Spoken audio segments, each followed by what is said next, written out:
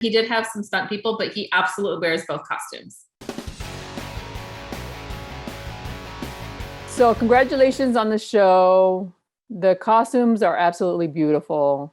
Thank you. Especially Mark's outfit. It's like every single little design on it, right? Like this really pops out. So what was the assignment when you first got onto this project? When I first jumped on, it was still in visual development with the Moon Knight and Mr. Knight costume.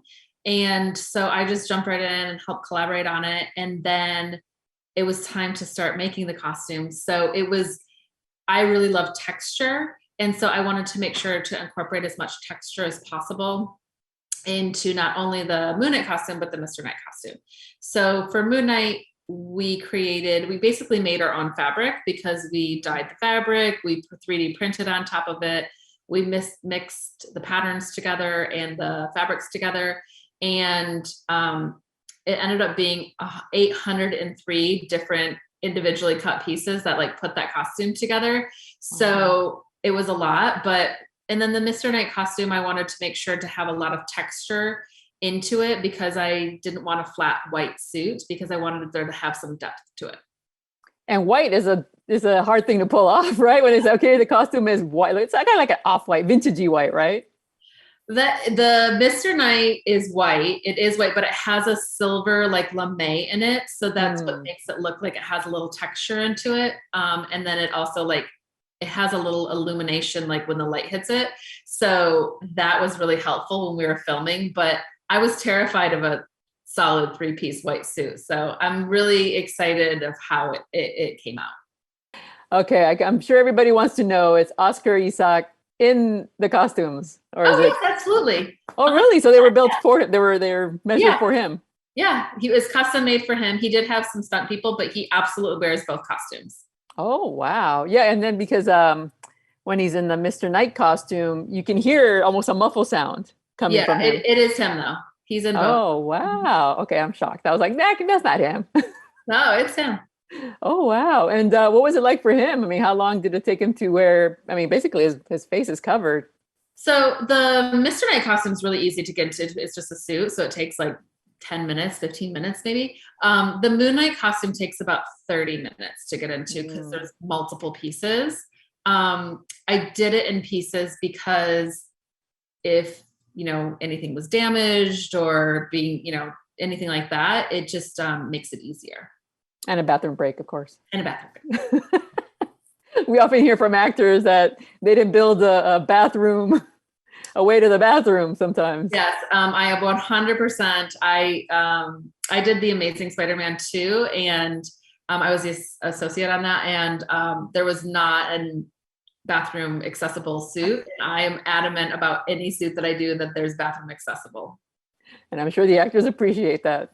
Because I thought, how is that anybody didn't think of that beforehand? And so what is the process like with Oscar as far as like measuring him and seeing what's kind of comfortable for him and being able to move around in it? Yeah, so it was a kind of an interesting situation and a challenging one. Is we were filming in Budapest and the suit was constructed in the UK. So I couldn't go to the UK because of lockdown, because of COVID. And we had a lot of different rules than like the US had when we were over there. So I sent the stunt people to the UK, and they fit the suit and worked out all the kinks and quirks and all the things that might be a challenge. And I did all those fittings over FaceTime before we actually tried the suit on Oscar. And so yeah, they get measured and scanned and all that kind of stuff. And then it's custom made to Oscar's body and to the stunt people's body. And how many outfits do you have to make? Because obviously they get dirty or something happens to them. So how many backups do you have? In total for the Moon Knight costume, we had 3 for Oscar and 3 each for his stunt people. So we had 9 total. And then for the Mr. Knight costume, because it is bright white, we had 47. Wow, yeah. Because we filmed in episode 2, we filmed on cobblestone streets that were dirty, and then there was like water on them. So that's why we had so many. Yeah, and he's rolling around because you notice the ground is wet. And so he's rolling around. And I'm like, he's in a white suit. Yeah. So we had a lot. Wow. And so do they find stunt people that are similar built? Because I mean, you don't want to be, a big old height difference. So does that help with you as far as the department as making multiple? Yes, the stunt people are very close in size or similar in size. Sometimes in different jobs that you have to like pad out the stunt person to make it the same or do something differently. But they were very similar. So it was very helpful. And I mean, you have to think about the fabric, right? Fabrics that move. So like what kind of fabrics do you use that is the Moon Knight costume is like a Euro jersey spandex. So it's like very stretchy. And then we 3D printed on top of that so that they could kick and fight and move and do all of that. There were hard shell pieces in it, but that was why we do the test of see like how they can move within it. And then the Mr. Knight costume was actually made out of upholstery fabric. And so it had a teeny bit of stretch to it, but I had just amazing tailors that like reinforced everything. So it was great. Yeah, man, those outfits are just breathtaking. And when I saw it at the premiere on the big screen, you could really see all the little fine details. Yeah.